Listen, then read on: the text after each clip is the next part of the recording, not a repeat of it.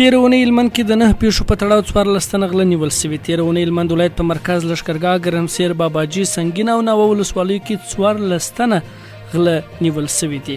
دا په داسې حال کې ده چې هلمند ولایت کې بیکاري ورځ تر بلې په ډېرېدو ده او تر دې وړاندې هم د افغانستان اسلامي امارت د ځواکونو لخوا د هلمند ولایت په مرکز لښکرګاه او بېلابېلو ولسوالیو کې د غلا په جرم ګڼ کسان نیول سوي دي. هلمند ولایت کې د ټرافیکو مدیریت له لوري د ټرافیکي زده کړو 11مه دوره پیل شوه.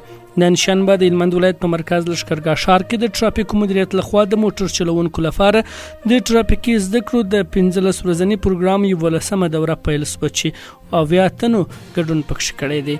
د یادو ټرافیکي زده کړو د پیل په تړاو جوړې سوي غونډې کې د هلمند ولایت د ټرافیکو مدیر او نور مسؤلینو ګډون کړی و. دا په داسې حال کې ده چې په دې وروستیو کې مرکز لښکرګاه ښار او ولسوالیو کې د غیر مسلکي موټر چلوونکو د ټرافیکي پیښو له امله ګڼ شمېر خلکو ته مرګ ژوبله اوښتې ده. په هرات ولایت کې د واده موټر د چپه کېدو له امله زوم او یوه ښځه مړه سوې ده. د باختر دولتي خبري اژانس د ځایي چارواکو له قوله ویلي چې دغه پیښه تېره ورځ د یاد ولایت د انجیل ولسوالۍ په جغتان کلي کې رامنځته سوې ده. د سرچینې له قوله په دغه ټرافیکي پیښه کې 7 تنه نور هم ټپیان سوي دي چې په خبره یې د درملنې لپاره د هرات سیمه ییز روغتون ته انتقال سوي دي. د یادې ټرافیکي پیښې د رامنځته کېدو لامل د موټر چلوونکي بې احتیاطي او د موټر زیات سرعت بلل سوی دی. ناروې له افغانستان سره د بشري مرستو په لړ کې 22 میلیونه ډالر مرسته اعلان کړه.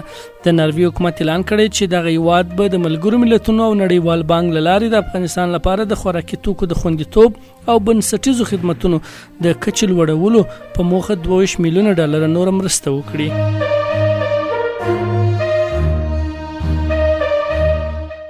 دفاع وزارت وايي پولیساتو ځواکونو په نیمروز کې د وسلې د قاچاق کېدو مخه ونیول.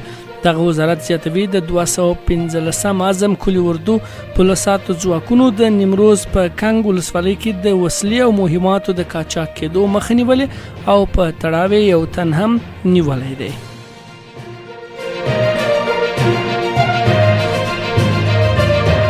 د رسنیو ازادي نړیوال ائتلاف وايي په دې ائتلاف کې د افغانستان غړیتوب لغوه شو. دغه ائتلاف د خبرپاڼې په خپرولو سره ویلي دي چې افغانستان کې د رسنیو اقتصادي وضعیت نور د نړیوالې ټولنې له ژمنو سره مطابقت نه لري او اوسنی حالت د جدي اندېښنې وړ دی. افغانستان 2020 کال کې د یاد ائتلاف غړیتوب ترلاسه کړی و.